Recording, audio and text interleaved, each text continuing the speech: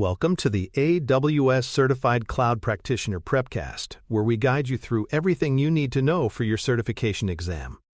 Whether you're just starting or looking to refine your knowledge, this course will set you up for success. Brought to you by baremetalcyber.com. Let's get started. Networking is the unseen backbone of AWS. Every service, whether it involves storing data, running applications, or delivering content, depends on networks to move information securely and efficiently.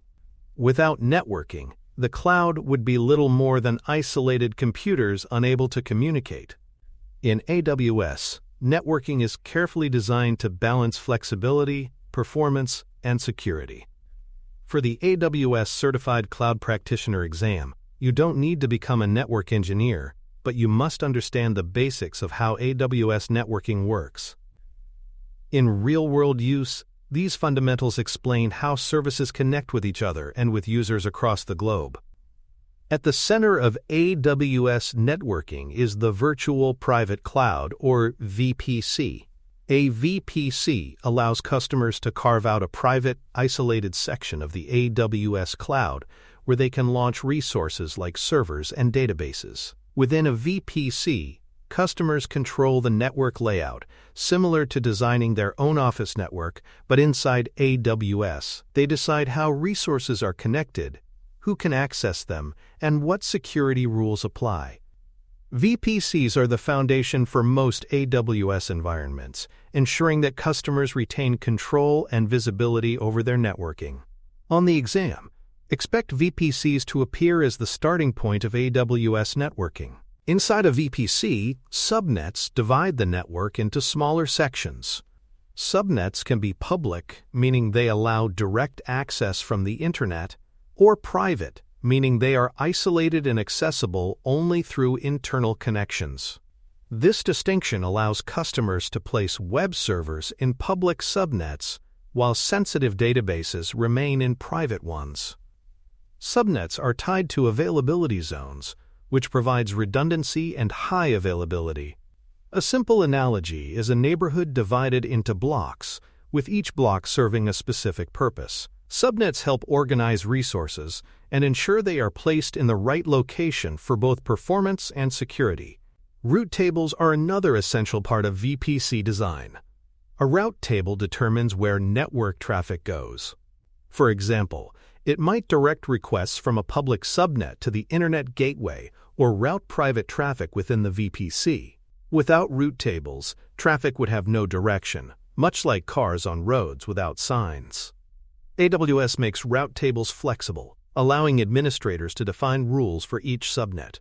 For the exam, remember that route tables control how data moves within a VPC and how it connects to the wider Internet. Internet gateways and NAT gateways enable connectivity between VPCs and the outside world. An Internet gateway allows resources in a public subnet to communicate directly with the Internet. A NAT, or Network Address Translation, gateway allows resources in private subnets to access the Internet for updates or downloads without being exposed to inbound traffic. Think of an Internet gateway as the front door of a building and a NAT gateway as a one-way exit that lets people leave safely but keeps outsiders from coming in. These gateways balance access with security, a critical concept for AWS networking. Sometimes organizations need to connect different VPCs, and that's where VPC peering comes in. VPC peering allows two VPCs to communicate directly as if they were part of the same network. This is useful when different teams or departments each manage their own VPCs but need to share data. Peering is a simple and cost-effective option, though it requires careful planning to avoid conflicts. For exam purposes, remember that VPC peering enables private connectivity between VPCs without going through the public Internet, providing security and performance benefits. Transit Gateway is a more advanced networking option that simplifies connections between multiple VPCs and on-premises networks. Instead of managing separate peering connections, Transit Gateway acts like a central hub. Imagine it as a roundabout connecting multiple highways, making traffic flow more efficient. Large organizations often use Transit Gateway to manage complex environments with dozens of VPCs spread across regions. For the exam, know that Transit Gateway is designed for scalability and central management of multiple connections. It's a step up from VPC peering when networks become more complex. Elastic IP addresses are another feature of AWS networking. These are static, public IP addresses that can be associated with AWS resources, like EC2 instances. Unlike normal public IPs, which may change when resources are restarted, elastic IPs remain constant. This makes them useful for systems that need a consistent address, such as web servers. However, AWS encourages customers to use them sparingly, since overuse can lead to inefficiencies. On the exam, remember that elastic IPs provide stability for internet-facing resources, but should be used only when truly necessary. Security in VPCs is enforced through security groups and network access control lists, or ACLs. Security groups act like virtual firewalls for individual resources, such as EC2 instances, controlling inbound and outbound traffic. Network ACLs apply rules at the subnet level, providing broader protection. Security groups are stateful, meaning they remember traffic flows, while ACLs are stateless and require explicit rules for both directions. For the exam, focus on the difference. Security groups protect specific resources, while ACLs manage traffic at the subnet level. Together, they provide layered defenses. Domain Name System, or DNS, services are provided in AWS through Route 53. DNS translates human-friendly names like example.com into numerical IP addresses computers use to communicate. Route 53 is a highly available, scalable DNS service that also includes traffic routing and health checks. For example, Route 53 can route users to the closest AWS region for faster performance. For exam preparation, remember that Route 53 provides DNS resolution as well as advanced routing options, making it more than just a name translation service. Elastic Load Balancing, or ELB, is another vital networking tool. Load balancers distribute incoming traffic across multiple resources, such as EC2 instances, ensuring no single server is overwhelmed. This improves both performance and reliability. For example, an e-commerce site might use a load balancer to handle spikes in traffic during a holiday sale. ELB automatically directs users to healthy servers and reroutes traffic if one server fails. On the exam, remember that load balancers are key to achieving high availability and scaling applications smoothly. Direct Connect provides dedicated network connections between customer data centers and AWS. Unlike standard internet connections, Direct Connect offers consistent performance, lower latency, and increased security. This is especially valuable for organizations with large-scale data transfers or strict compliance requirements. For example, a financial company might use Direct Connect to link its on-premises systems with AWS in a secure, reliable way. For exam purposes, remember that Direct Connect is about private, dedicated connectivity, offering an alternative to public internet connections for hybrid cloud scenarios. VPN connections provide another option for linking on-premises environments to AWS.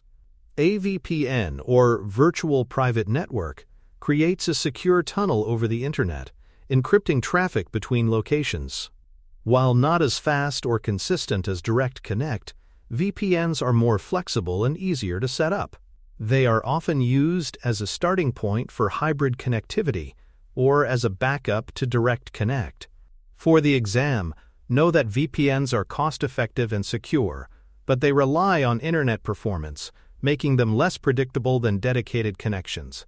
Finally, VPC flow logs allow customers to monitor and analyze network traffic within their VPCs.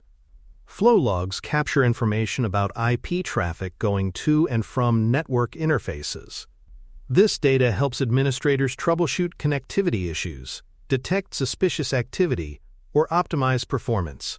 For example, if an application is not receiving traffic, Flow logs can show whether packets are being blocked by security rules. For exam preparation, remember that flow logs provide visibility into network traffic, supporting both security and troubleshooting efforts. For more cyber-related content and books, please check out cyberauthor.me. Also, there are other prepcasts on cybersecurity and more at baremetalcyber.com. High availability is one of the biggest goals in cloud networking, and AWS designs its services to make this achievable. By spreading resources across multiple availability zones within a region, businesses can ensure that their applications continue running, even if one zone experiences an outage. Networking plays a central role in this design, with load balancers directing traffic and routing tables providing alternative paths. High availability means more than just having backups. It means creating systems that stay online by default, minimizing downtime for users. On the exam, remember that redundancy in networking is what makes high availability possible. Hybrid networking is another important concept. Many organizations cannot move everything to the cloud at once, so they connect their on-premises systems with AWS. This hybrid approach often uses VPN connections or AWS Direct Connect for secure links. For example, a healthcare company might keep sensitive patient records on-premises while running applications in AWS. Hybrid networking gives flexibility, allowing organizations to transition at their own pace while still gaining cloud benefits. For exam purposes, remember that hybrid networking combines AWS with existing infrastructure and requires tools like VPNs or Direct Connect to function. Edge services extend AWS's global reach. Amazon CloudFront is a content delivery network that uses edge locations to deliver content faster to users by caching it close to where they live. This reduces latency or delay in accessing data. For example, a user in Australia watching a video hosted in the US will experience smoother playback if CloudFront serves the video from an edge location nearby. Edge services highlight how AWS networking isn't limited to data centers. It also brings services closer to customers around the world. Content delivery and caching are closely tied to edge services. Caching means storing frequently used content closer to users so it can be delivered quickly. For instance, if thousands of people download the same software update, CloudFront caches it at multiple edge locations, reducing strain on the original servers. This improves performance and lowers costs by reducing data transfer from central regions. For exam preparation, remember that caching is about speed and efficiency, making services like CloudFront essential for global applications. AWS Global Accelerator is another service that enhances networking performance. It uses the AWS Global Network to route traffic to the nearest healthy endpoint, improving availability and reducing latency. Unlike CloudFront, which is designed for content delivery, Global Accelerator focuses on optimizing paths for applications that need fast, consistent performance worldwide. For example, a multiplayer gaming platform could use Global Accelerator to ensure players connect to the nearest server with the lowest lag. On the exam, know that Global Accelerator improves global application performance by directing traffic intelligently across the AWS network. Multi-region networking patterns are another way to improve resilience and performance. Organizations may run applications in more than one region at the same time to ensure global coverage or to prepare for disasters.